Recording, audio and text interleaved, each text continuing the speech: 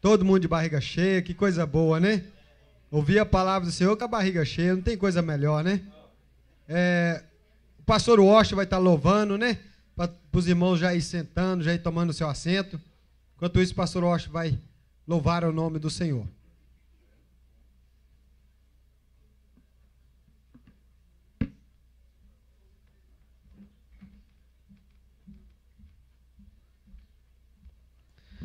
Glórias a Jesus. Já tomamos nosso cafezinho, né, irmãos? Para ficarmos animados, porque Deus tem coisas boas para nós aí. Você pode ficar de pé? Fique de pé, por favor. E nós vamos dizer que assim como a corça anseia por águas, nós ansiamos pela presença dele nessa tarde, início de noite.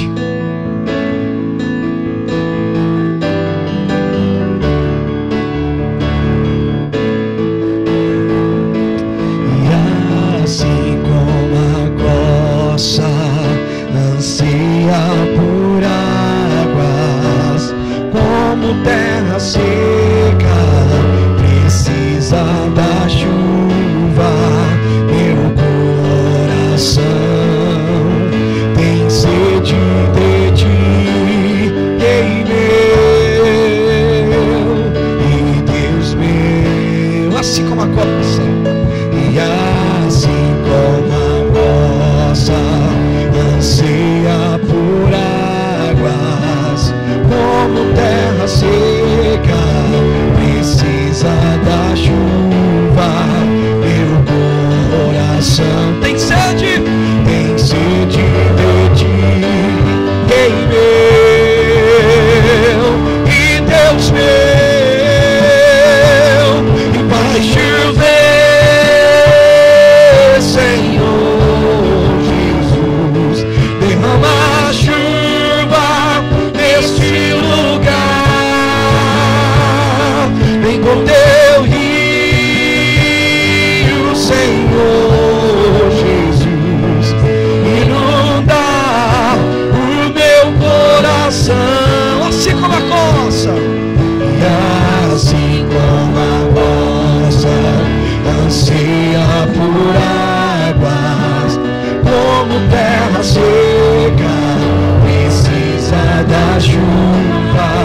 Meu coração tem sede de ti, Rei meu e Deus meu,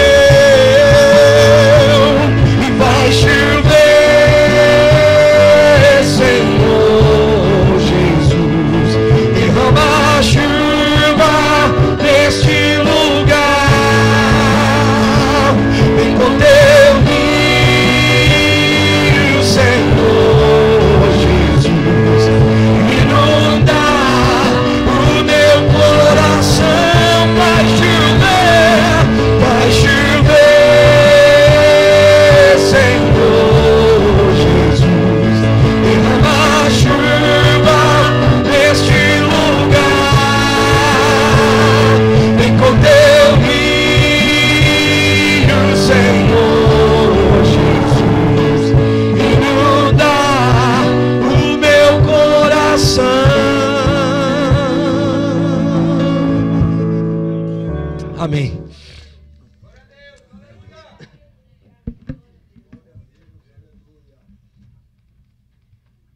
Glória a Deus, aleluia. Já estão todos na casa, né? Amém?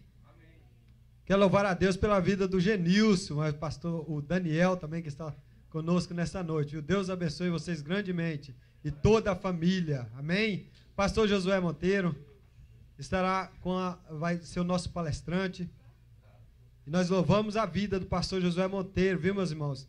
Ele caminha, meus irmãos, 2 horas para dar essa palestra para nós, viu, meus irmãos?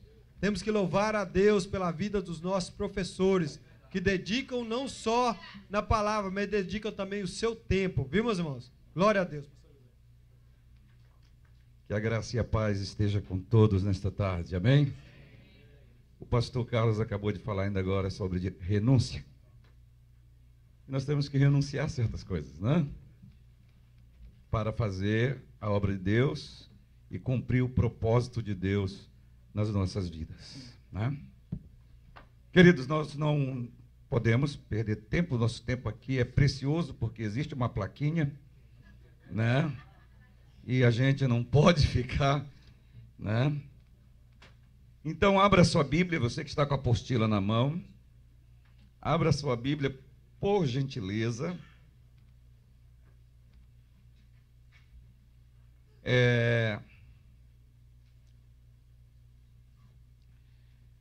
Abra sua Bíblia em Isaías capítulo 61, a partir do versículo 1. Você sabe que o tema que nós escolhemos para falar para os irmãos nessa escola bíblica, é sobre cura emocional, cura interior. E hoje nós vamos estar falando sobre a igreja que precisa de cura. A igreja precisa de cura? Precisa. Quem é a igreja? Nós. E se a igreja precisa de cura, nós precisamos ser curados a cada dia. Amém? Muito bem. Diz assim a palavra do Senhor: o Espírito do Senhor Deus está sobre mim, porque o Senhor me ungiu para pregar boas novas aos mansos, enviou-me a restaurar os contritos de coração, a proclamar liberdade aos cativos e abertura de prisão aos presos, a apregoar o ano aceitável do Senhor e o dia da vingança do nosso Deus, a consolar todos os tristes. Responda comigo esta última frase: a consolar todos os tristes, a ordenar acerca dos que choram em Sião, que se lhes dê uma grinalda, uma coroa em vez de cinzas, óleo de gozo, óleo de alegria em vez de pranto, vestido de louvor em vez de espírito angustiado, a fim de que se chamem árvores de justiça, plantação do Senhor, para que ele seja glorificado. E eles edificarão as antigas ruínas, levantarão as desolações de outrora e restaurarão as cidades assoladas, as desolações de muitas gerações. E haverá estrangeiros que apacentarão os vossos rebanhos, e estranhos serão os vossos lavradores e os vossos vinhateiros. Mas vós sereis chamados sacerdotes do Senhor, e vos chamarão ministros de nosso Deus. Comereis as riquezas das nações, e na sua glória vos gloriareis. Em lugar da vergonha, haveis de ter dupla honra. Em lugar do opróbrio, exultareis na vossa porção. Por isso, na sua terra, possuirão o dobro e terão perpétua alegria. Tudo que a alma humana precisa de alegria. Eu quero dizer para você, mais uma vez, que tanto eu quanto você possui uma alma. Você tem uma alma. E tendo consciência que você tem uma alma, você precisa cuidar dela, você precisa tratar dela. Interessante que esta profecia que vem a respeito de Jesus aqui, porque essa profecia é a respeito de Jesus, mas não somente a respeito de Jesus, né? Jesus veio para libertar os cativos, ele veio para dar abrir prisão aos presos, ele veio para dar liberdade aos escravos, ele veio para restaurar os contritos de coração, ele veio para consolar todos os tristes, ele veio para enxugar as lágrimas dos que choram. E veja que a maioria dos substantivos que estão aqui neste texto, eles estão relacionados à alma. Estão relacionados à alma. E esta profecia é a respeito de Jesus, a respeito do sumo sacerdote. Mas no final do texto que nós lemos, diz que nós seremos chamados o quê? Aí fala do povo de Deus, no final do texto. Diz que nós seremos chamados o quê? Está lá no texto que vocês leram comigo agora. Seremos chamados sacerdotes do Senhor, e que mais? E ministros do nosso Deus. Tá? Seremos chamados sacerdote do Senhor e ministro do nosso Deus. Mas nós seremos chamados sacerdotes do Senhor e ministro do nosso Deus se nós cumprirmos o que está escrito acima. Como sacerdotes do nosso Deus, porque todos nós somos sacerdotes, entenda isso. Eu, você é sacerdote de Deus.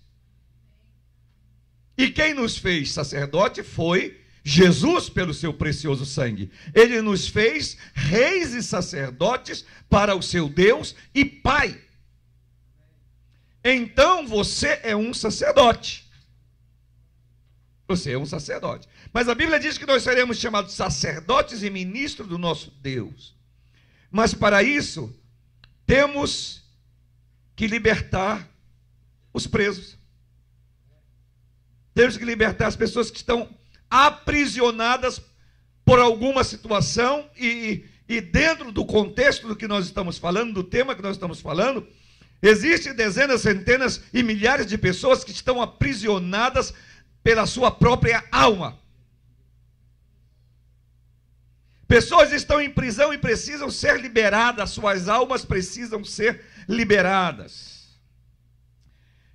O texto também diz que temos que não só pôr em liberdade os cativos, né? Mas devemos também, olha o que diz aqui, né? Refrescar a sua mente, diz assim: proclamar liberdade aos cativos, restaurar os contritos de coração,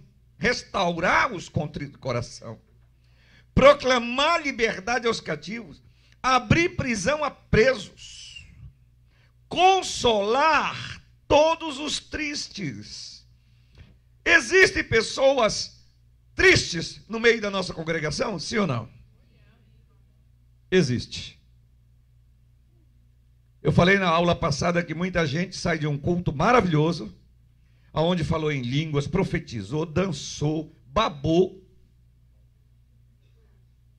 mas quando chega em casa, vai chorar no travesseiro. Nós, como igreja, temos a responsabilidade de consolar os tristes.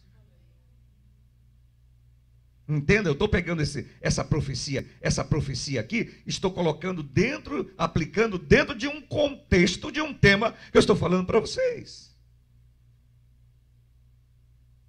E é uma realidade.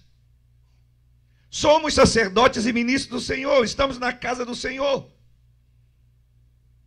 trabalhando, ministrando, e precisamos ministrar as pessoas. Nós vamos entender agora, você vai entender porque eu li esse texto de Isaías, que é dentro do contexto dessa palavra que nós vamos trazer para você agora. Dentro de uma igreja existem pessoas que choram e não comem. Quando uma pessoa chora muito e não come e se isola, ela está com o quê? E o pastor aqui falou, tem um grau de depressão aí que vai, né? O 7, né, pastor? Por que 7? Me chamou a atenção o 7, né? Grau 7, nível 7 de depressão. É a depressão psiquiátrica. Quer dizer, ela está partindo para uma loucura e entrando para um suicídio. Aham. Dentro de uma igreja existem pessoas que só choram e não comem? Existe. Existe. Chora e não come. Eu vou mostrar para vocês por que isso. Existem pessoas de coração triste. Mas muitas das vezes essas pessoas de coração tristes, elas são as que mais sorriem no templo.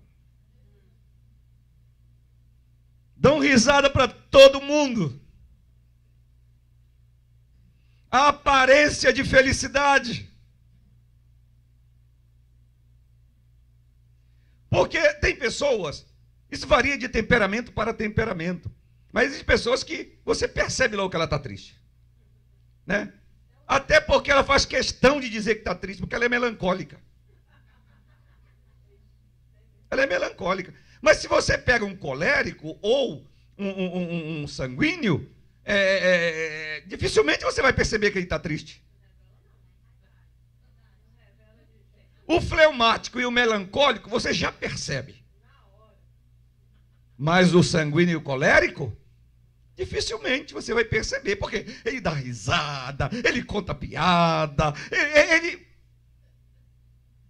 Mas quando ele chega em casa, como diz o pessoal por aí, bate a deprê. Entenderam? Eu não sei se isso acontece com vocês, eu sei que na Bíblia aconteceu. Na Bíblia acontece. Eu acho fantástica a Bíblia, irmão, porque Deus quando inspirou esses homens a escrever, ele não deixou nada de fora, ele mostra o que é. Deus não maqueia nada, ele não passou maquiagem, nada. Se o cara não presta, ele diz que não presta. O cara não presta, mas se converteu, se restaurou e é uma bênção. Aqui mesmo, agora o pastor falou, Paulo, Deus disse ele para mim, é um vaso escolhido. Ele era escolhido, não sabia, e não prestava. E Deus mostrou que ele não prestava.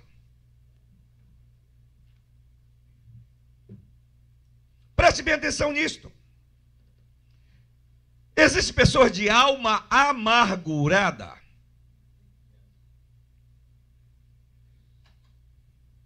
Quando é que começa a amargura?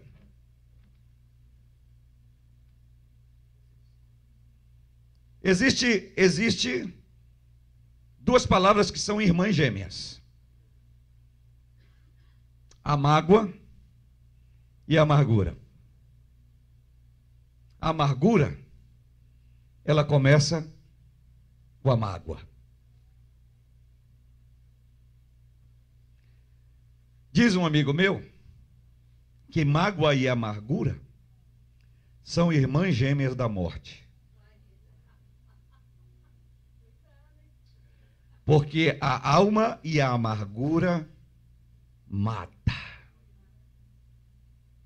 Você pode disfarçar do jeito que você quiser disfarçar. O que é que eu estou querendo dizer para você? Trate da mágoa urgente, depressa. Antes que ela vire o quê, pastora? Antes que ela vire amargura. Irmãos, a gente conversa com certos crentes, não estou generalizando, digo certos crentes, só sai amargura da boca. Só fala amargura. As palavras são palavras com sabor de fel. Não é sabor de mel, é sabor de fel. É igual aquela música, que deveriam mudar o título.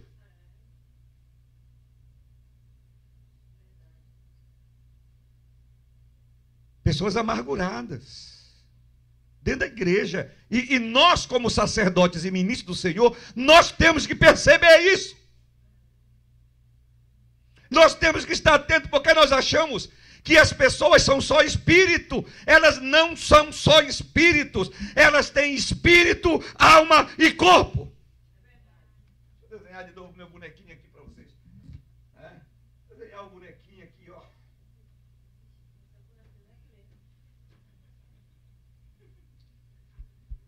Aonde está a alma? Entre o espírito e o corpo. E se essa alma não vai bem, isso vai se transferir para cá. A mágoa,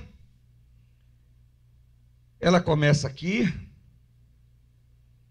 e quando ela se transforma em amargura, ela se transfere para cá e se aloja aqui. E desencadeia um câncer. Eu conheci uma pessoa, próxima a mim, inclusive, que um dia o seu esposo a traiu, uma senhora. Seu esposo traiu. E era um obreiro. Era um homem de Deus. Não vou dizer que não era, não. Era um homem de Deus.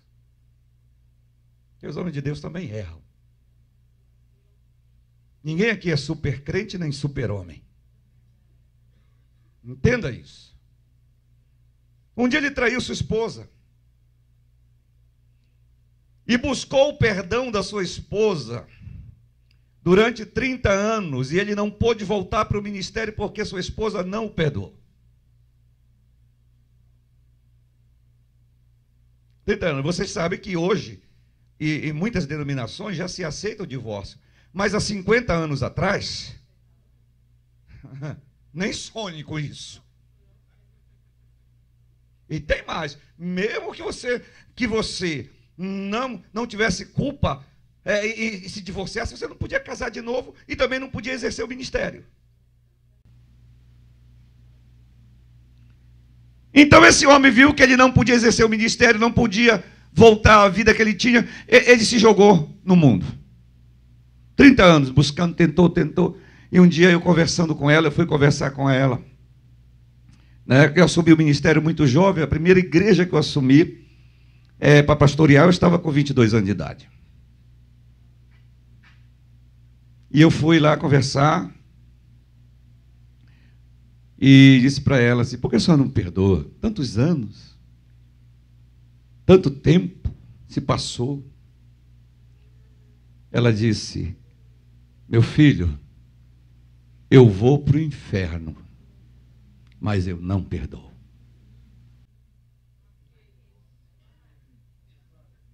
Qual era o nível que esta mulher estava? De mágoa ou de amargura? Sabe como ela estava numa cama? Com os seus nervos todos atrofiados. Já não andava mais.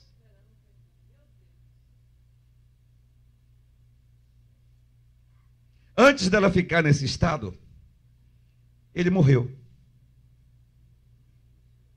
Antes dela ficar nesse estado de cama, ele morreu. E aí a filha, ela só tinha uma filha, levou para ver o corpo. Ela não queria ir, a filha insistiu, ela foi. E ela disse, eu vou, mas eu vou entrar no velório de costa.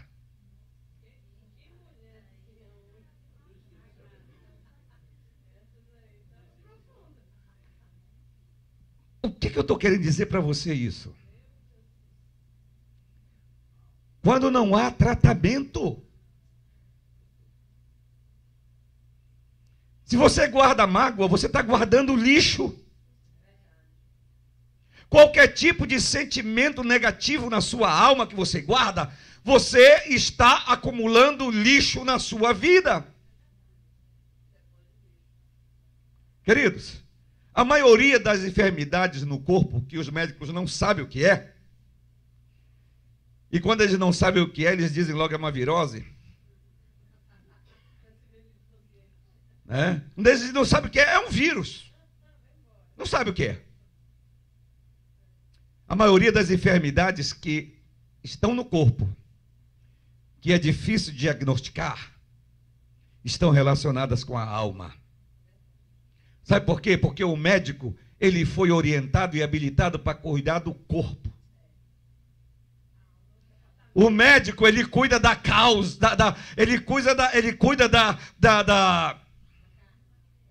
Não. Ele cuida do efeito. Ele cuida do efeito. Quando a causa está na alma, o médico não pode entrar lá. E às vezes o psicólogo também não consegue entrar lá. O psiquiatra não consegue entrar lá. Mas os sacerdotes e ministros do Senhor conseguem entrar lá.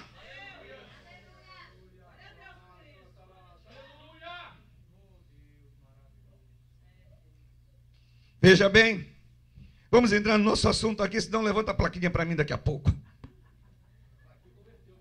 Oh, meu Deus, abra sua Bíblia em 1 Samuel. 1 Samuel capítulo 1. Veja comigo, por gentileza. Eu coloquei aqui na apostila que como todo ser humano, temos necessidades básicas. E podemos ver o maior líder da história, Jesus, tendo necessidades básicas como cansaço e sede. Jesus teve necessidade física.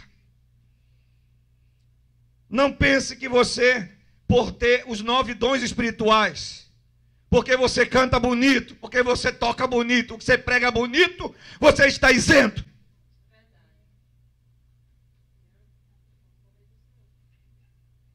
Ei, acima de tudo, reconheça isso, você é ser humano. Você é ser humano. Você não é querubim, nem serafim. E como dizia um irmão lá em Belém do Pará, e nem surubim.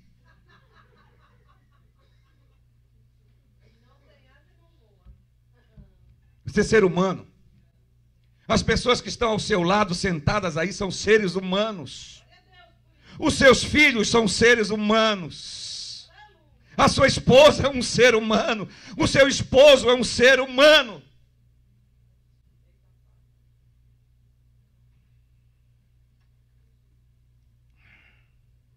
Para ter uma igreja curada, em primeiro lugar, nós vamos falar, precisa de uma liderança curada. Como uma igreja será curada se a liderança é doente? Se a liderança é enferma? Quando a liderança é enferma, o povo permanece enfermo, porque o povo que entra aqui, eu acho interessante, as pessoas falam as coisas e postam as coisas no Facebook e às vezes não tem noção do que estão postando. A igreja é um hospital. Só se for um hospital igual aquele de Curitiba que a médica matava na UTI.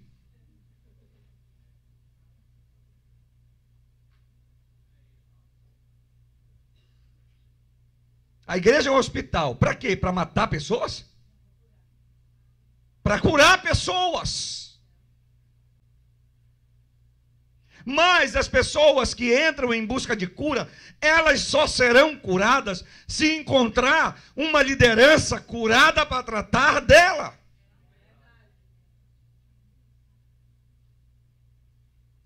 Obreiros sarados. Quem falou isso aí? Obreiros sarados. Isso aí, isso aí. Veja bem, vamos entrar agora aqui no nosso assunto.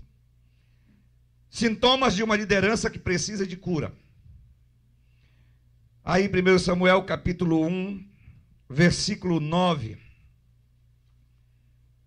1 Samuel, capítulo 1, versículo 9, diz assim: Então Ana se levantou depois que comeram e beberam em Siló, e Eli, sacerdote, estava sentado numa cadeira junto a um pilar do templo do Senhor.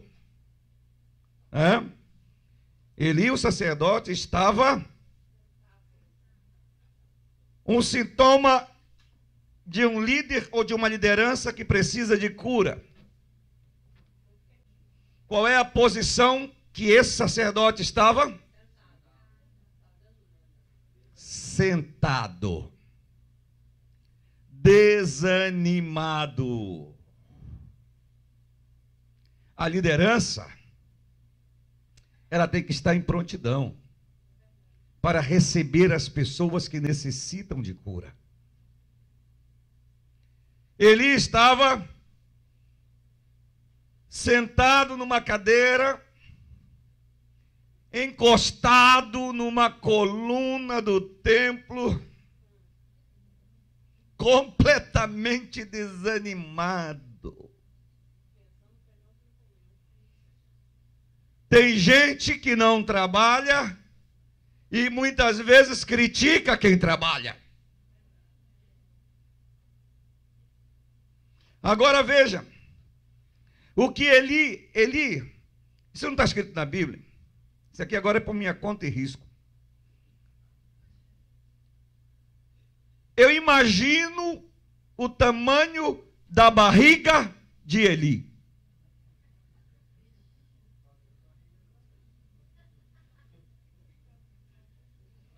um sacerdote barrigudo, um sacerdote obeso.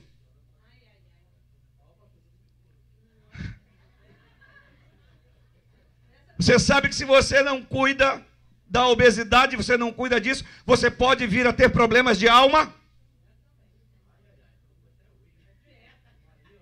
E por outro lado, os problemas de alma também desencadeiam a obesidade.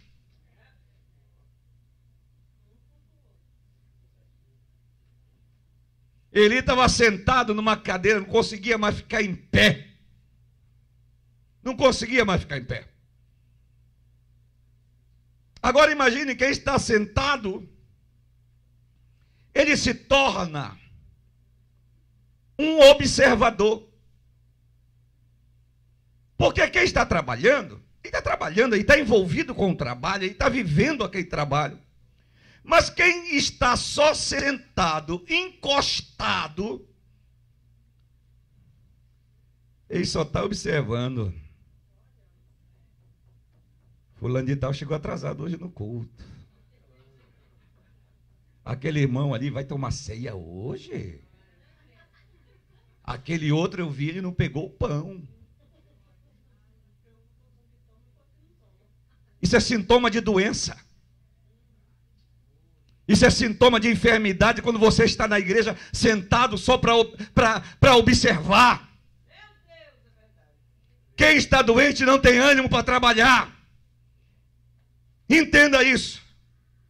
Quando você está trabalhando, envolvido na obra de Deus, você não tem tempo para ficar reparando picuinhas dentro da igreja.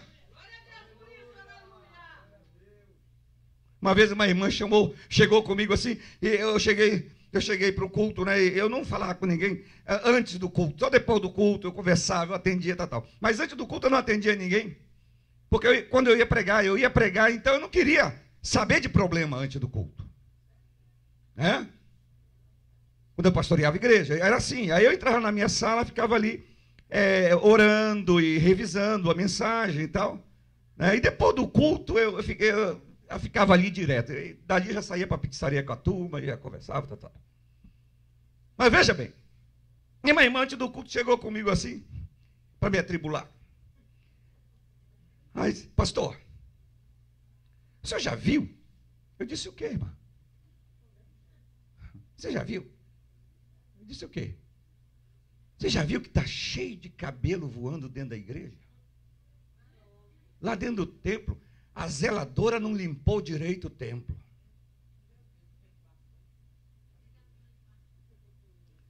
Para me atribular contra a irmã que fazia a limpeza.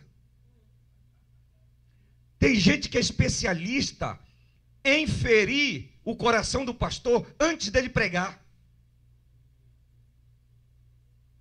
Pessoas que levam um problema para o pastor antes dele pregar, é porque o inimigo já está usando, porque a palavra será poderosa.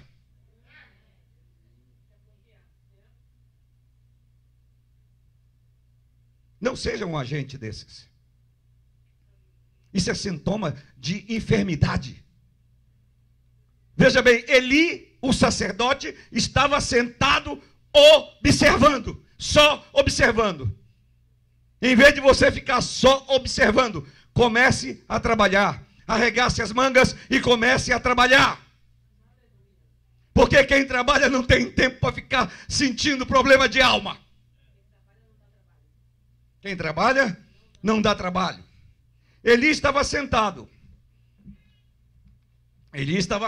Olha só. Acompanhe comigo. Do versículo 12, diz assim: continuando ela a orar, está falando de Ana aqui, depois vocês vão entender todo o assunto.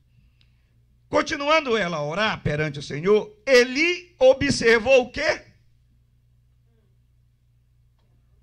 Eli observou a sua boca. Ana estava orando, né? Ele disse assim: tem alguma coisa na boca dessa velha. No mínimo está mascando tabaco.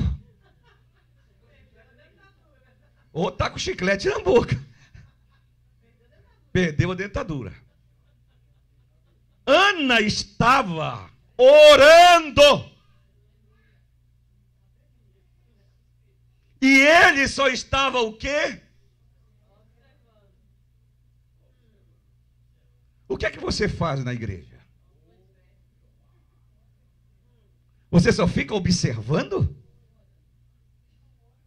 Enquanto outros estão orando? Hã? Critica quem está estudando teologia, mas não vem estudar?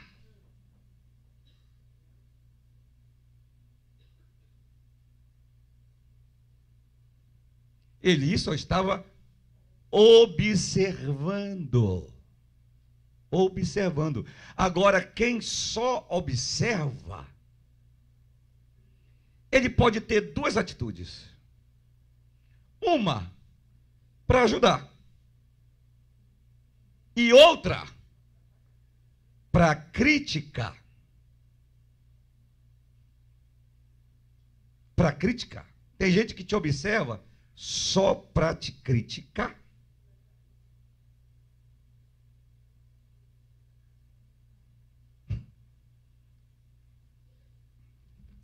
Eu ia falar um negócio que eu não vou falar mais não.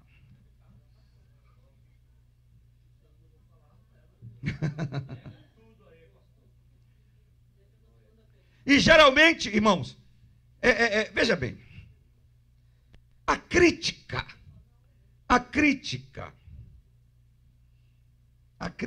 geralmente a crítica neste sentido, ela só tem uma finalidade.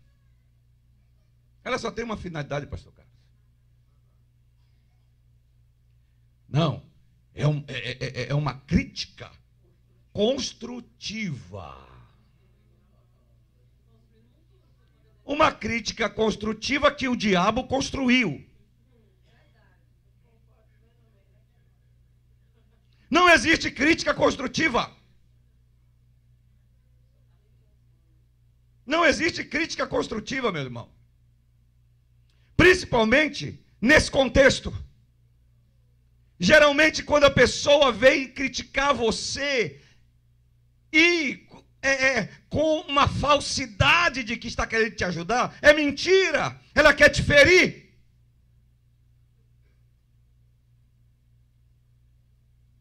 Olha, irmã, esse vestido é muito lindo. Mas se você desse uma emagrecidinha,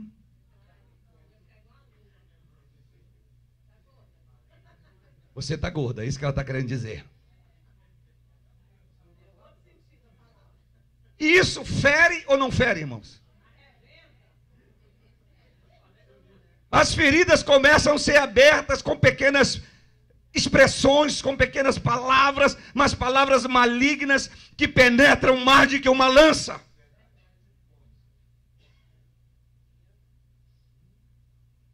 Pare de ser um crítico. Pare de ser um crítico. Eu sou assim mesmo. Eu tenho síndrome de Gabriela. Eu nasci assim, vou viver assim, vou morrer assim. Não! Você é sacerdote e ministro do Senhor. Isto é sintoma de alguém que está doente. E eu estou mostrando aqui o sintoma da liderança. Uma liderança doente. Existem pessoas que estão envolvidas como obreiros na igreja que só sabem criticar.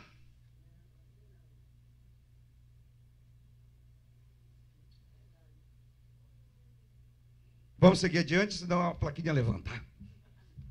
Vamos lá. E eu não termino aqui. Versículo 13. Olha o versículo 13, diz aí o que, irmãos? Versículo 13. Isso.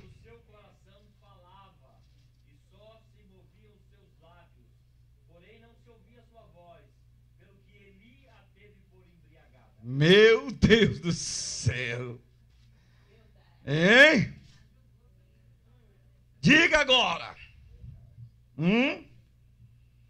Ana, no seu coração falava, Só se moviam os seus lábios, porém não se ouvia sua voz, tão embargada que ela estava, tão ferida que ela estava, pelo que Eli a teve por embriagada.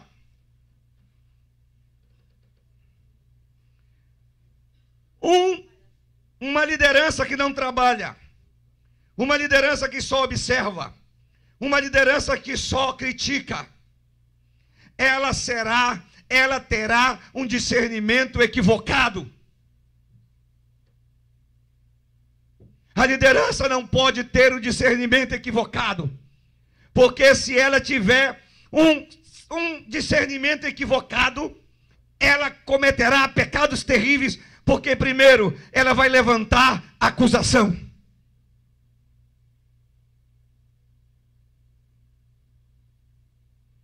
Nós vamos acusar as pessoas sem antes saber o que elas têm. Nós cometeremos o outro pecado, que é o julgamento. Essa pessoa é assim quando você não tem certeza do que você está falando. Ele disse: você está embriagada, você é uma bêbada.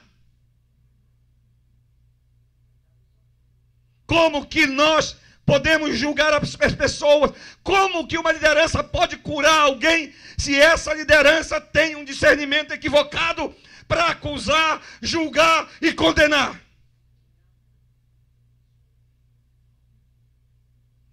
A igreja é um hospital, mas os médicos estão todos doentes, tudo com virose.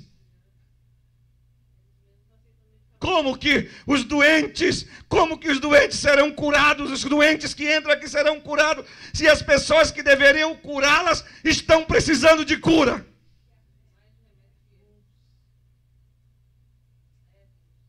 Você pode disfarçar, você pode, eu falei ainda agora, você pode ficar rindo para as paredes, aqui dentro você é o cara.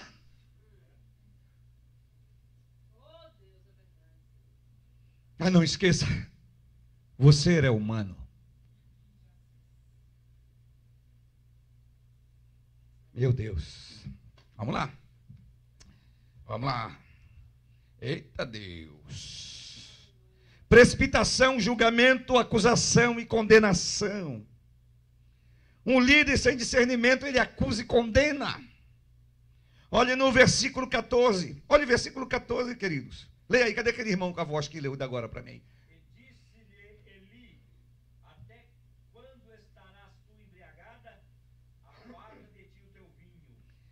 Até quando estarás tu embriagada?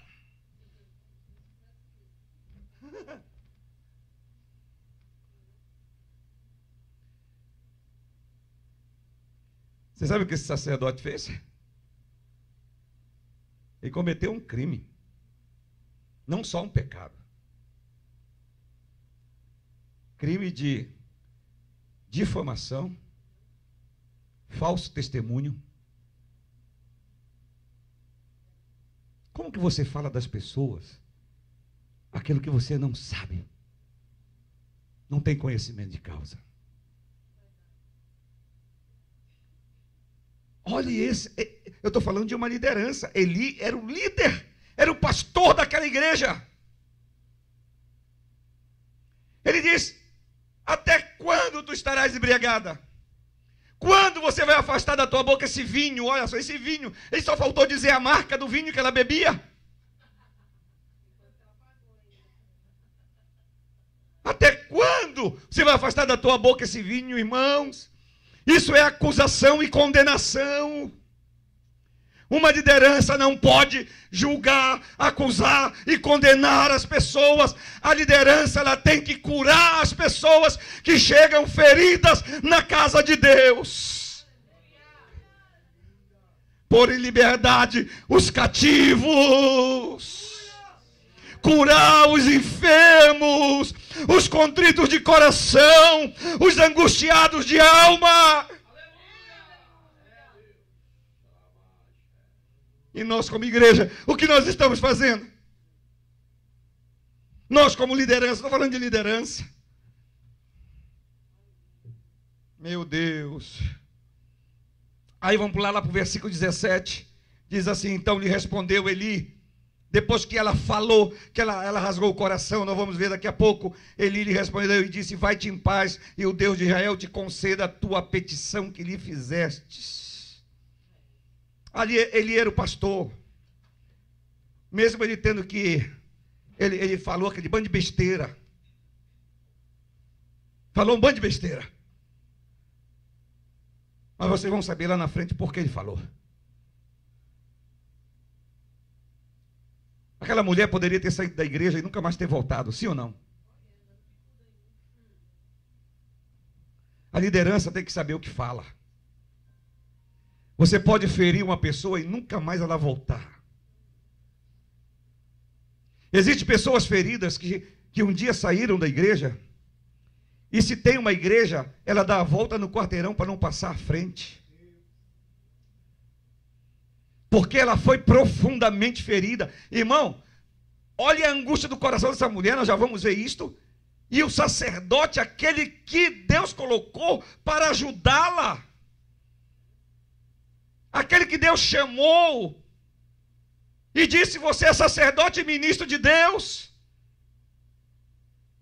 agora estava apontando o dedo, acusando, condenando, julgando.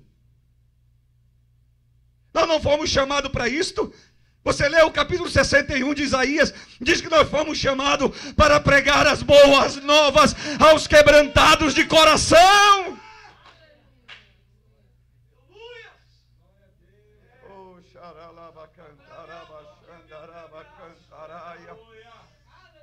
Eu quero dizer para você mesmo, você faz parte dessa liderança. Hoje, essa tarde é tarde de cura para você. Comece a detectar os sintomas das feridas que estão na sua alma. Mesmo você sendo um líder, você é um ser humano. E como ser humano, você possui uma alma. E de repente a tua alma necessita de cura.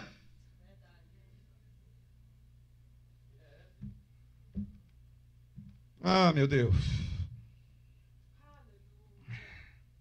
Agora nós vamos ver. Por quê?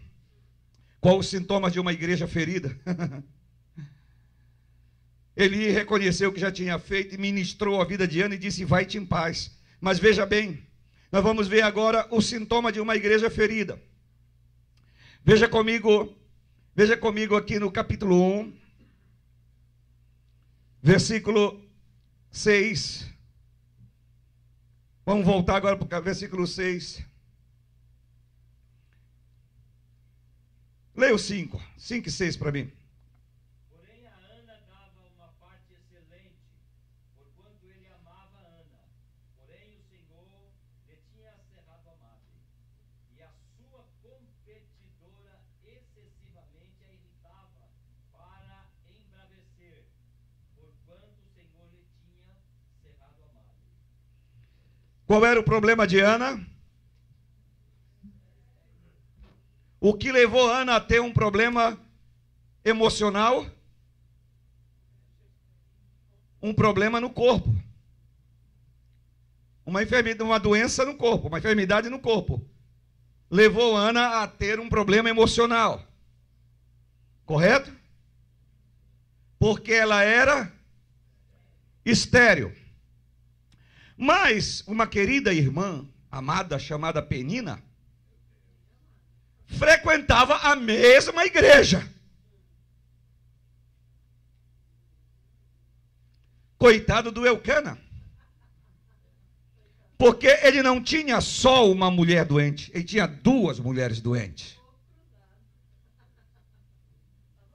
Eram enfermidades de alma diferentes, mas as duas eram doentes. Penina, a enfermidade dela era o quê? A soberba. A altivez, o orgulho. Eu posso ter filho. Tu não pode.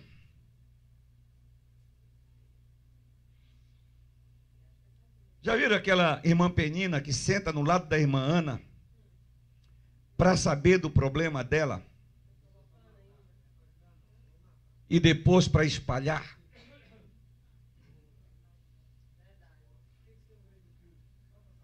A irmã Ana está tão vulnerável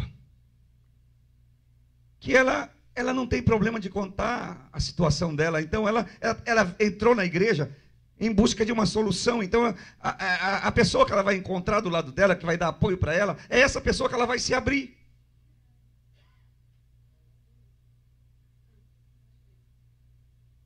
E aí, a pessoa que senta do lado dela sabe de toda a vida dela porque ela está vulnerável. Ela vai contar toda a vida, todos os problemas. E aí esta mesma pessoa depois vai instigá-la.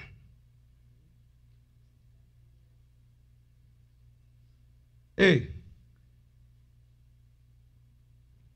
você não está aqui para instigar ninguém. Você não está aqui para ferir ninguém.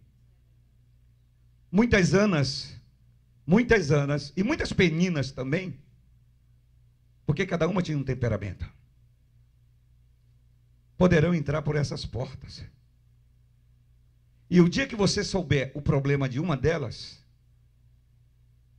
somente ajude.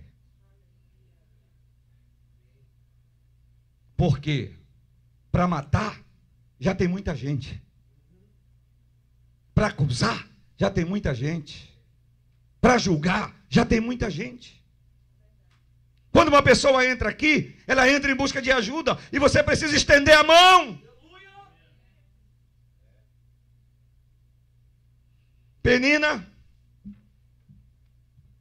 instigava a Ana porque era estéril. A pessoa que está doente, irmãos, não cobre das pessoas que estão doentes. Oh, perdão. Meu Deus. Não cobre das pessoas que estão doentes que elas estejam dando fruto na igreja. Já repreendi ele. Não cobre das pessoas. Às vezes as pessoas acabam de chegar na igreja. Você não vai para o monte, não?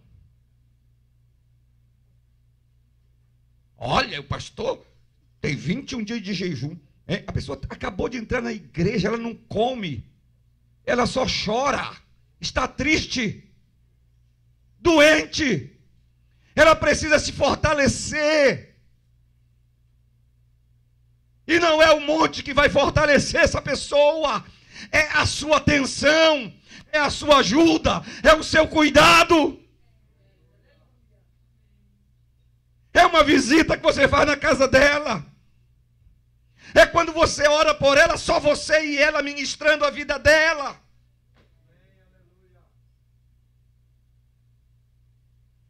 Mas é muita cobrança, pastor. Quando uma pessoa entra na igreja, é muita cobrança. Você não vai batizar, não? Deixa a primeira pessoa entender o que é batismo. Deixa a primeira pessoa ser curada. Aí depois ela vai batizar.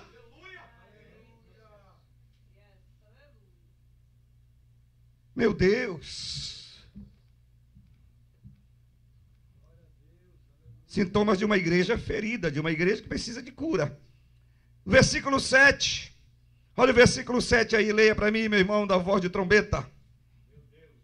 E assim o fazia ele de ano em ano, quando ela subia à casa do Senhor.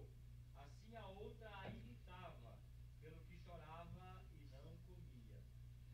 Eles subiam à casa do Senhor. Ana só chorava e não comia. Ana estava com o quê, irmãos? Depressão. Ela só chorava e não comia. Mas ela era crente. E crente, pastor, sofre de depressão? O que tem de crente tomando Rivotril para dormir? Procurando psicólogo e psiquiatra? Tem muita gente. Ana estava em depressão, uma serva de Deus, uma serva abnegada, uma mulher de Deus. Mas ela estava deprimida.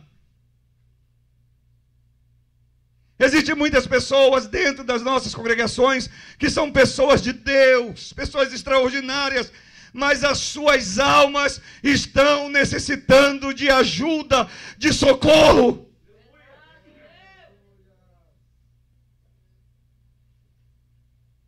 Ana estava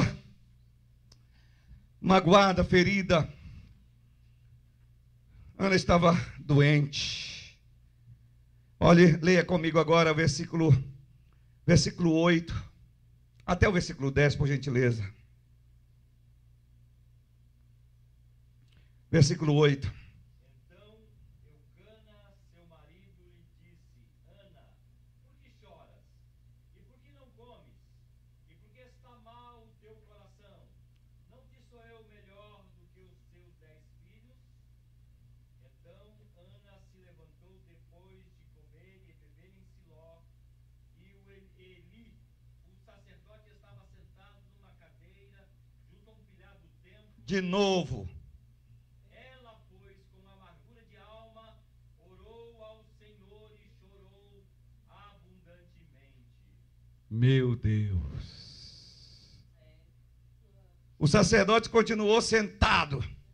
Miserável. Ele numa cadeira sentado com uma barriga grande. Olha só, junto a um pilar do templo. Lembra que eu disse porque estava encostado numa coluna? Ela, pois, com amargura de alma, orou ao Senhor e chorou abundantemente. Irmãos, olha a situação dessa mulher e o cara sentado.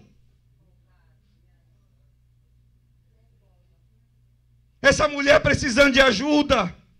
A mulher chorando, amargurada, o coração amargurado e o sacerdote sentado.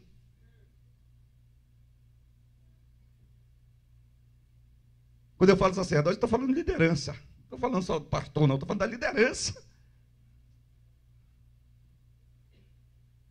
Eu estou falando da igreja. O que é que eu falei? Nós somos sacerdotes do Senhor e ministros de Deus. Entenda isso. Existe muita gente que está chorando da igreja e você pensa que está chorando pelo Espírito. Existe muita gente que está chorando da igreja e você está dizendo: olha, essa pessoa aí está movida, cheia da unção, quando na realidade o coração dela está sangrando. Acorda, igreja! Acorda, obreiros! Existe muita gente precisando da sua ajuda. Existe muita gente, nós temos que consolar os tristes. Você diz: eu sou cheio do Espírito Santo. Você é cheio do Espírito Santo para quê? Para consolar. Porque o Espírito Santo é consolador.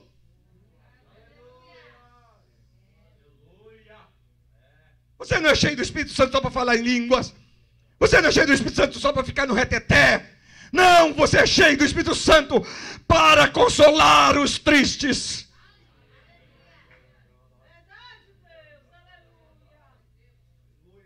Ah, meu Deus do céu. Ah, meu Deus. Veja o versículo 11, por gentileza. Deste mesmo capítulo.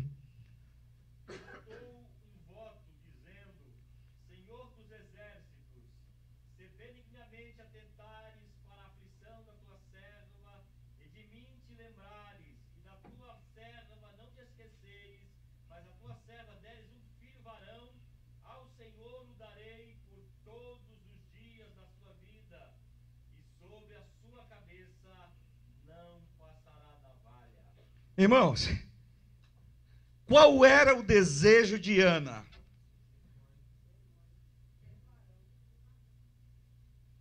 Dar fruto.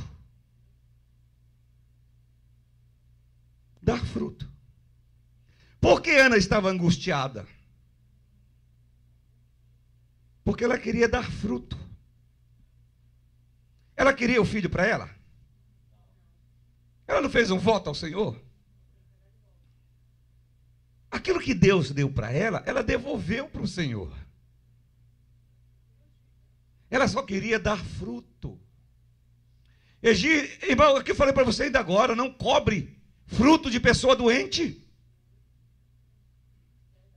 Não cobre fruto de pessoa doente. Se a pessoa está doente, está enferma, faça primeiro, ajude primeiro ela a ser curada e depois ela começará a dar frutos.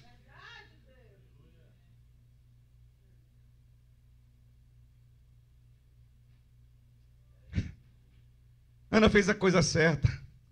Ela fez um voto, orou ao Senhor e fez um voto. Eu não vou falar do voto, porque senão vai o resto da noite aqui, aí levanta a plaquinha para mim. Mas veja bem, olha aqui, que coisa tremenda, né? Em versículo 15 e 16 eu vou ler. Porém, Ana respondeu a Eli, Eli continuou observando ela. Veja o versículo 12. E sucedeu que, perseverando ela em orar perante o Senhor, Eli fez atenção à sua boca, ficou olhando para a boca de Ana. A Ana estava até bem desconfiada desse camarada, porque ele ficava olhando para a boca de Ana, né? Porquanto Ana no seu coração falava, só se moviam os seus beiços, seus lábios, porém não se ouvia a sua voz, porque ele teve por embriagado. Agora vamos lá para o 15. Porém Ana não respondeu quando ele falou que ela estava embriagada. Ana não respondeu. Ana respondeu e disse: não, Senhor meu, eu sou uma mulher atribulada de espírito. Nem vinho, nem bebida forte tenho bebido. Porém, tenho derramado o quê? A minha alma perante o Senhor. Ei, é a minha alma que está doente. É a minha alma que está ferida. Eu estou aqui derramando a minha alma diante do Senhor. Eu não estou embriagada. Não tem, olha as palavras de Ana. Não tenhas, pois, a tua serva por filha do demônio, filha de Belial, porque da multidão dos meus cuidados e do meu desgosto tenho falado até agora. Olha o que Ana disse. Não, meu Senhor, não me julgue. Eu só entrei nesse templo aqui porque eu achei que o Senhor podia me ajudar a ser curada. Quando eu entrei nesse templo aqui, eu entrei amargurada. Entrei triste, cheia de desgosto. E eu pensei que o Senhor podia me ajudar por ser o sacerdote dessa casa, por ser a liderança dessa casa. Eu só estou falando aqui com Deus sobre o meu desgosto. Eu não estou embriagada. Eu não bebi bebida forte nem vinho. O Senhor está me julgando mal. Ah, meus irmãos.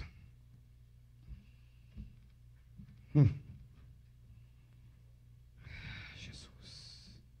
Quem deseja cura, rasga o coração. E Ana rasgou o seu coração. Ela disse para Eli só o que ela queria. Eu só quero isto, não quero mais nada. 1 Samuel 1,18. Disse ela: ache a tua serva graça aos teus olhos.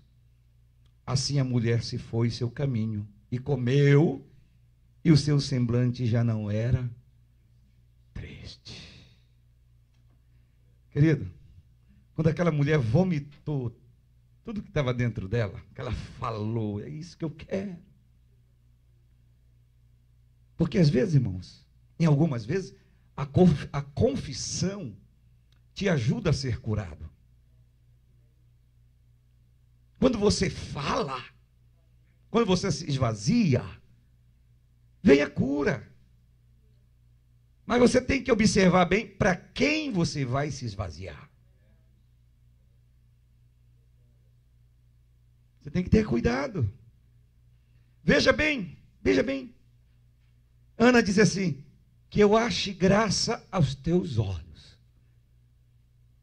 O que era que Ana estava procurando? O que era que Ana estava procurando? Fala, irmão Genilson. Ana estava procurando a graça.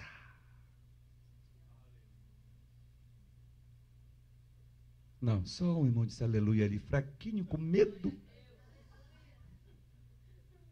Ana estava procurando, sabe o quê? Graça. E o que é graça? Os alunos da nossa escola, o que é graça? Um favor que não se merece. Ela disse que eu acho graça. Eu quero a graça. Eu só preciso da graça. Porque a graça me traz esperança. A graça me traz a paz. A graça me traz confiança. A graça me traz mudança. A graça me traz a cura. A graça me traz libertação. A graça muda a minha realidade. Ei! Somente a graça. O apóstolo Paulo disse: a tua graça me basta. Ana disse que eu acho graça. Que eu acho graça. Eu só quero receber a graça, porque a hora que eu receber a graça, eu recebo o meu Samuel.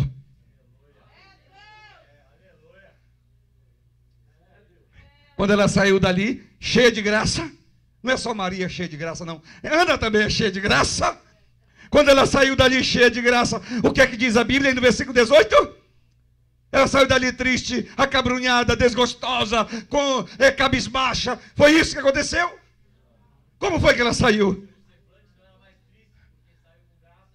O seu semblante já não era mais triste e ela saiu dali para comer. Ei, cadê a depressão? Cadê a depressão? Cadê a depressão? Cadê a depressão? Foi embora. Deixa eu dizer uma coisa para você. Quando você acha a graça, não há depressão que permaneça na sua vida. A graça, ela cura você de qualquer enfermidade na alma. A graça, ela cura você de qualquer enfermidade no corpo. A graça, ela cura você de qualquer situação. Porque a graça do Senhor, ela é a nossa vida. Diz um corinho que eu aprendi quando eu tinha uns 8, 10, 9 anos de idade. Dizia assim: a tua graça é melhor que a vida.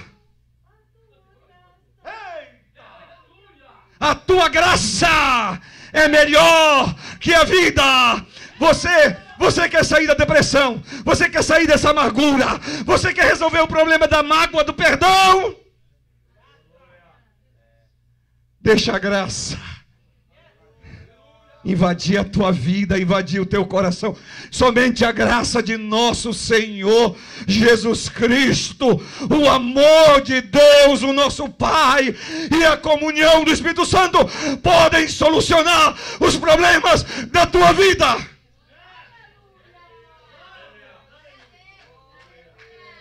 Oh, meu Deus, meu Pai.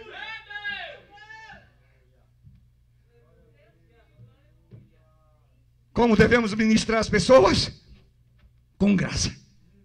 Por isso que o psiquiatra não sabe. Por isso que o psicólogo não sabe. Por isso que o médico não sabe. A não ser que ele conheça o maior remédio de todos os remédios. Enche a tua vida de graça. Enche a tua vida de graça. Quando as pessoas falam Ave Maria cheia de graça, é verdade. É verdade. Ela é cheia de graça. Ela era cheia de graça. Ela foi cheia de graça. Não há nenhuma mentira nisso. Mas não é só Maria. Ana também. O Washington também. O Wallace também. O Carlos também. Pastor Júnior também. A irmã também. Você também. Você também. Você também. Você também. Você pode ser cheio de graça.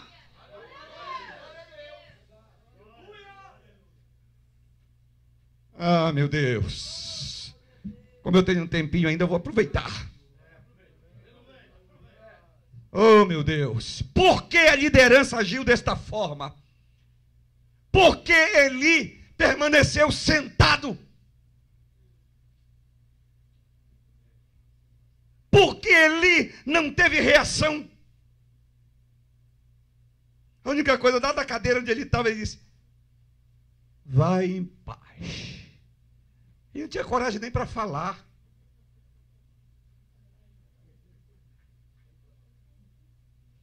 Vamos ver? Vamos correr aqui. Porque tudo tem uma razão, irmão. Não há efeito sem causa. Nós temos que tratar a causa. Porque quando tratamos a causa, o efeito desaparece. Olha o que diz aqui, 1 Samuel capítulo 2, versículo 22. Vamos passar para o capítulo 2. E nós vamos até o final de Samuel aqui hoje. Capítulo 2, versículo 22. Era, porém, Eli já muito velho. Ó, a Bíblia só volta a dizer aqui, barrigudo. Era, porém, Eli muito velho. E ouvia tudo quanto seus filhos faziam a todo Israel. E de como se deitavam com as mulheres que em bando se ajuntavam à porta da tenda da congregação. Em primeiro lugar, Eli já era muito velho. O que isso quer dizer, pastor? O ministério de Eli envelheceu. E é triste quando o ministério de alguém envelhece. Tem gente que diz assim: já teve a época dele. Não teve. Quantos anos está o pastor Gesiel Gomes? Acho quase 80. O pastor Gesiel Gomes foi um referencial para a minha vida. Quando garoto. Eu ouvia o pastor Gesiel Gomes. Pastor Gesiel Gomes ia na minha casa. Lá em Belém do Pará. Ele quase foi pastor em Belém do Pará. Pastor Firmino queria colocar ele que não quis. Ele veio para cá, para os Estados Unidos.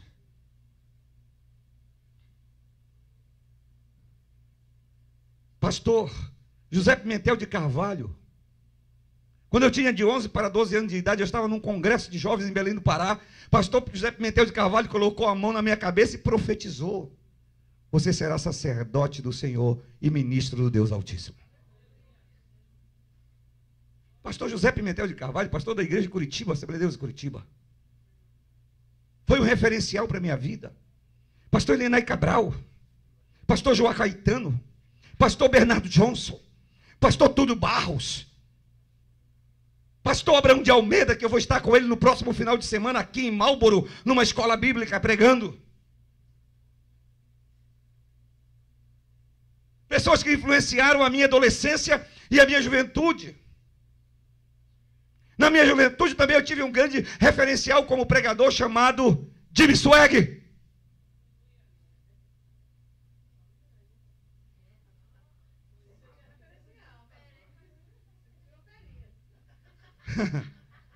Esses eram meus referenciais, irmãos, da minha vida, porque Deus me agraciou. Só graça. Só a graça poder ter acompanhado esses homens, ter visto esses homens pregarem.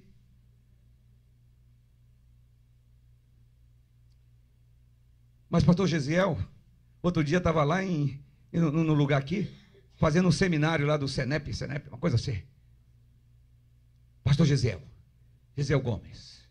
Antes de vir para cá, estava no Brasil, tivemos um seminário juntos, onde ele se hospedou no mesmo lugar que eu, ele e o pastor Alderi.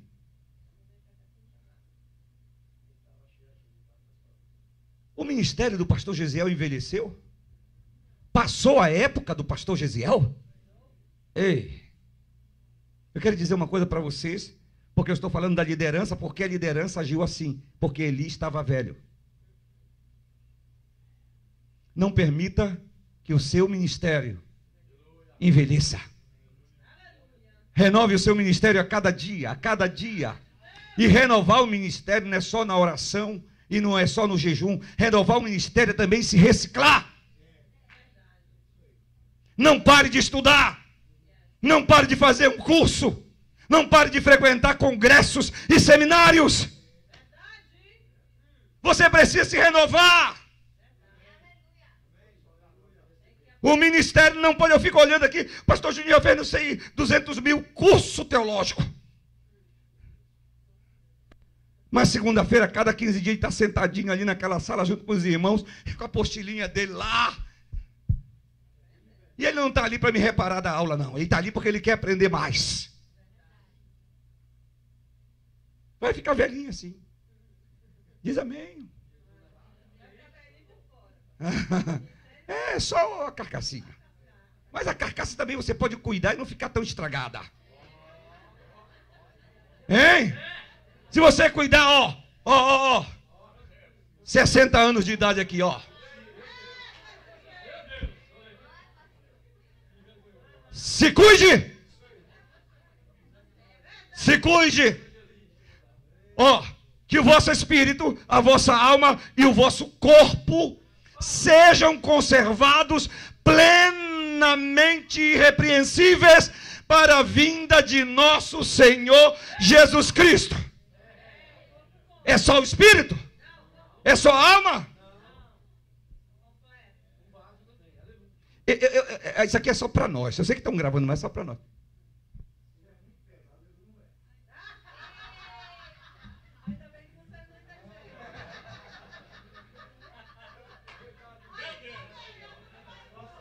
Veja bem. Veja bem. Renove seu ministério. Mais uma maneira. Presta, vamos correr, irmão. Por que a liderança agiu daquela maneira? Porque Eli estava amargurado.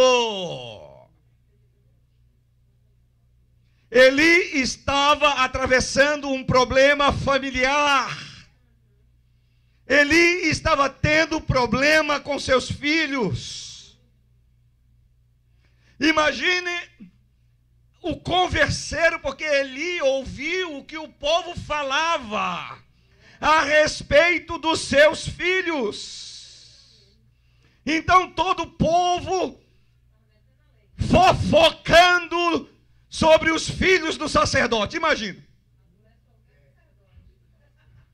É o filho do pastor, porque é o filho do pastor. Aí vê se pode o filho do pastor. Porque tem gente que pensa que filho de pastor é pastorzinho. Apesar que aqueles camaradas lá eram sacerdotes. Eles tinham que ter posição. Eles eram sacerdotes. Veja bem, mesmo com o sacerdote, vocês viram o que eles estavam fazendo aí, né? Na porta da tenda da congregação. Você imagina a vergonha que ele passou? Você imagina que o coração de Eli também estava ferido? Você imagina agora por que Eli estava sentado? Ele não estava aguentando o peso emocional e espiritual que ele estava levando sobre os seus ombros. Porque quando a gente pega assim de primeira vista, condena também logo o Eli, não é verdade? Porque Eli fez isso com Ana? Porque Eli se levantou dessa forma? Porque Eli não ajudou? Ei! Como que um cego pode guiar outro cego? Como que um doente pode curar outro doente?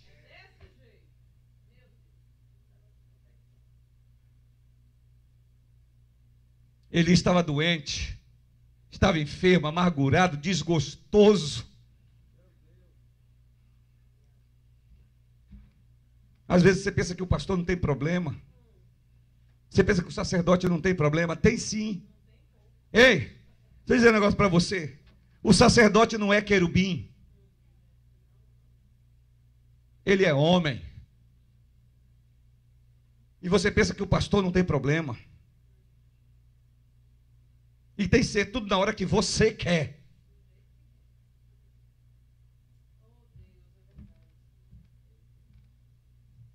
Veja aqui. Por que a liderança agiu dessa forma? Você sabia que, se você vê aqui o ministério amargurado, se você ler toda essa referência que nós não vamos ler, você vai ver que Deus determina que o ministério de Eli e dos filhos dele será varrido da face da terra. Agora você imagina por que Eli estava assim? Deus já tinha falado que o ministério dele e dos filhos dele seriam varridos da face da terra, seriam extintos. Nunca mais, para sempre, se ouvia falar. Isso quer dizer que o ministério de Eli acabou, faliu. Quando o ministério não se renova, a tendência dele é ir à falência. Veja agora no capítulo 3, rapidamente. Capítulo 3, versículo 1.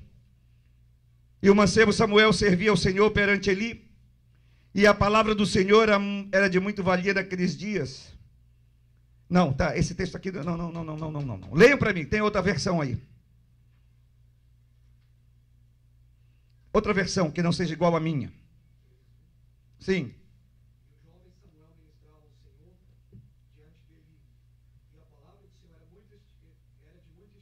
Sim. Não, só até aí. Então veja bem, obrigado. Tem uma versão que diz assim: e a palavra do Senhor naqueles dias era rara. Era rara. Não é valia. Era rara. Apesar de muito valor, então coisa de muito valor difícil você encontrar.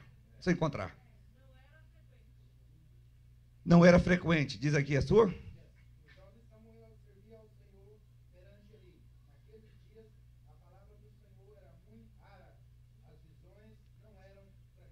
Quer dizer, não havia palavra, nem visão.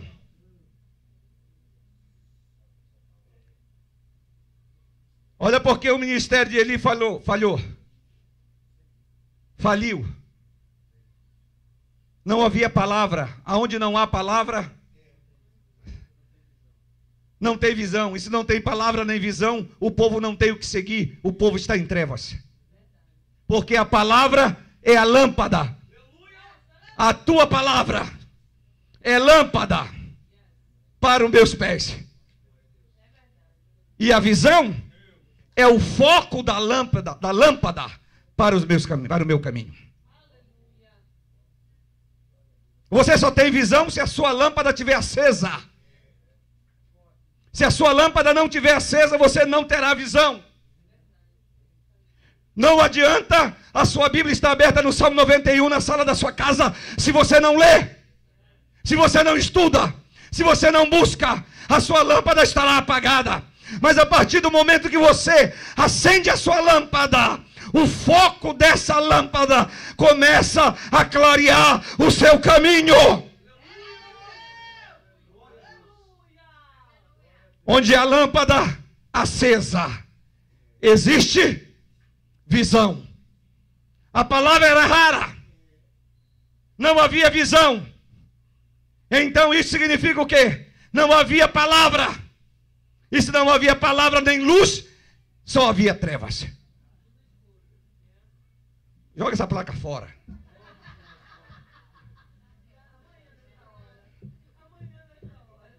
Eita Deus. Agora vejam comigo. Venha comigo rapidamente. Capítulo 4, versículo 12. Só quem já botou a plaquinha aí, senão ele vai me expulsar. Versículo 11 e 12. Foi tomada a arca de Deus, capítulo 4. E os dois filhos de Eli, Ofni e Finéias, sem vergonhas, morreram. Então correu da batalha um homem de Benjamim e chegou no mesmo dia a Siló e trazia os vestidos rotos e a terra à cabeça. E chegando ele, eis que Eli estava assentado, continuava assentado sobre uma cadeira. Aquela cadeira estava furando o estufo. Vigiando ao pé do caminho. Eu queria poder ter a oportunidade de falar essas coisas aqui. Porquanto seu coração estava tremendo pela arca de Deus. Entrando, pois, aquele homem a anunciar isto da cidade, toda a cidade gritou, e Eli, ouvindo a voz do grito, disse: que voz de alvoroço é esta? Então chegou aquele homem a grande pressa e veio e anunciou a Eli. E era Eli da idade de 98 anos, e estavam seus olhos tão escurecidos que já não podia ver. Ah, meu Deus. E disse aquele homem a Eli: eu sou o que venho da batalha, porque eu fugi da batalha hoje. E disse ele: que coisa sucedeu, filho meu? Então respondeu o que trazia as novas e disse: Israel fugiu de diante dos filisteus, e houve também grande destroço entre o povo, e demais disto também os teus 2 filhos, Ofni e Finés, morreram, e a arca de Deus, a glória de Deus, foi tomada. E sucedeu que, fazendo ele menção à arca de Deus, ele caiu da cadeira. A única forma de sair dali, ele caiu da cadeira para trás da banda da porta, e quebrou-se-lhe o pescoço e morreu, porquanto o homem era velho e pesado. Era ou não era gordo? E tinha ele julgado a Israel 40 anos. Irmão, não tem nada com gordo. Eu não estou discriminando ninguém aqui, não. Vamos ler mais adiante. E estando sua nora, a mulher de Finés, grávida e próxima ao parto, e ouvindo estas novas de que a arca de Deus era tomada, de que o seu sogro e seu marido morreram, encurvou-se e deu à luz, porquanto as dores lhe sobrevieram. E ao tempo em que ia morrendo, disseram as mulheres que estavam com ela: não temas, pois tivestes um filho. Ela, porém, não respondeu, nem fez caso disso.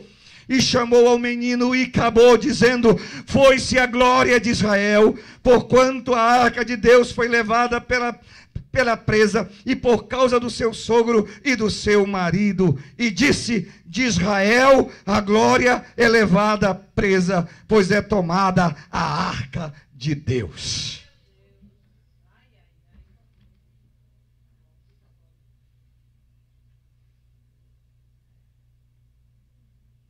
Vamos curar as pessoas. Vamos curar as pessoas. Senão, e acabou. Se a igreja não se preocupar com a alma das pessoas, minha querida Luna Solange, e acabou. Ah, mas aquela pessoa é cheia do Espírito Santo, mas ela tem uma alma. Ela tem uma alma que sofre, angustiada, desgostosa. E que eu e você, que Deus chamou de sacerdote e ministro, tem a responsabilidade de sarar estas vidas, de levar essas pessoas à graça de Deus. Ana, quando recebeu a graça, o seu semblante já não era mais triste. Eli, quando recebeu a notícia, ele morreu.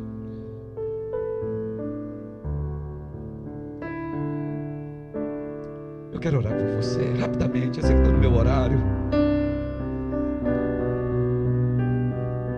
Essa escola de obreiro nada mais é do que uma oportunidade que Deus está dando para curar você. E eu estou aqui agora como sacerdote do Senhor e ministro de Deus, trazendo esta palavra para que você seja curado. Eu não quero estar sentado numa cadeira. Não, eu não quero numa cadeira, não quero. Pastor, pode continuar aí, não tem problema não. Eu não estou falando disso. Eu não quero estar numa zona de conforto, acomodado. Eu já disse para minha esposa: muitos pastores se jubilam, eu não vou me jubilar.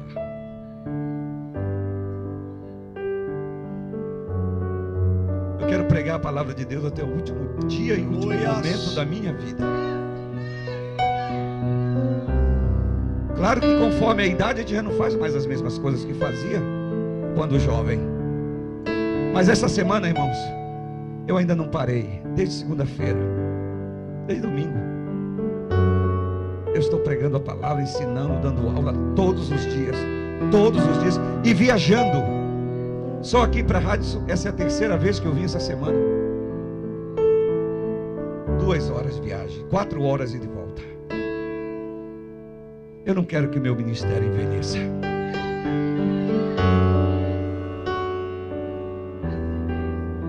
Se você deseja uma oração com imposição de mãos, eu quero convidar os pastores, obreiros, E os obreiros que precisam de cura também, se quiserem vir aqui à frente, pode vir. Não fique envergonhado. Eu sou obreiro, sou diácono.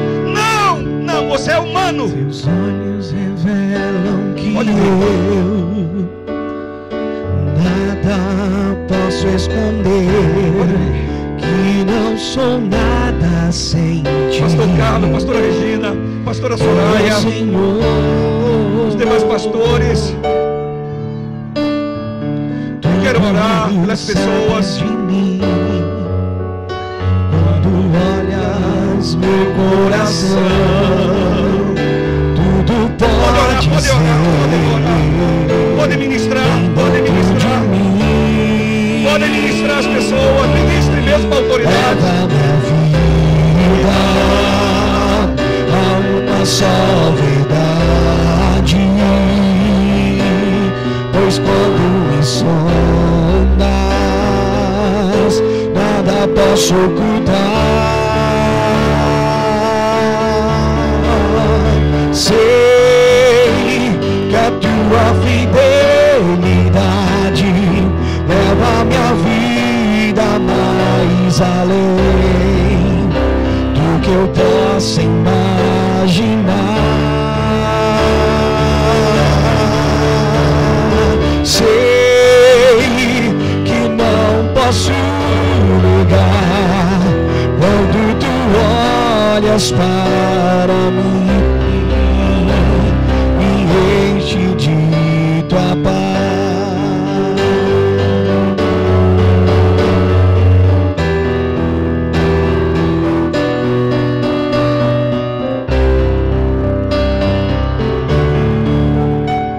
Teus olhos revelam que eu Graça. nada posso esconder, que não sou nada sem Que ele receba a graça de ti. uma forma extraordinária. Fiel ao Senhor, Seja com ele, Senhor. Que ele saia daqui como Ana sabes de saiu, mim, com seu semblante alegre. quando sondas meu coração, Oh, meu Deus. tudo pode Oh, meu Deus, graça. ser. Eu ministro a graça. De mim, Eu ministro a graça. Eu ministro a graça. Eu ministro a graça. Eu ministro a graça do Senhor agora. Eu ministro a graça do Senhor. Que a tua graça venha sobre essas pessoas. A graça que traz alegria. A graça que traz paz. A graça que traz contentamento. A graça. Que venha a tua graça, Senhor. Assim como Ana achou graça. Assim como Ana achou graça. Que os teus filhos achem graça nesta noite. Oh, meu Deus, meu Pai. Oh, meu Jesus. Nós te louvamos, Senhor. Nós te agradecemos. que não posso negar, Tu és quando bom. tu olhas E a tua graça, para mim, ela nos basta. me enche de tua paz. Quando tu olhas para mim, me enche de tua paz.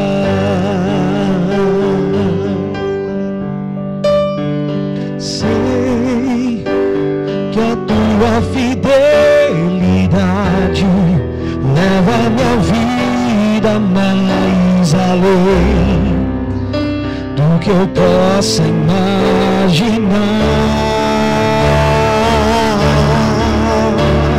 Sei que eu não posso negar quando tu olhas para mim, me enche de tua paz,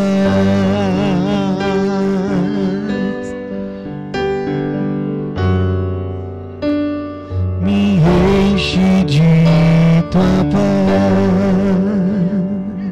Oh, aleluias, louvado seja o nome do Senhor. Quantos querem dar uma salva de palmas para Jesus pela vida do pastor Josué Monteiro? Que Deus usou grandemente nessa tarde, aleluia. Quanto o Senhor tem falado, irmão, falou grandemente no meu coração. Quando a graça do Senhor te alcançar na sua vida, tudo vai mudar, viu, meu irmão? Agarra isso para a tua vida. Vai ser diferente a tua vida, porque a graça vai chegar na tua vida. Pastor, nesta noite, nós estaremos convidando, nesta noite, o pastor Aldeir Nelson Rocha, viu? Estará dando a aula nesta noite. E você agora se prepare, viu? Que tem mais para nós nesta noite. Aleluias.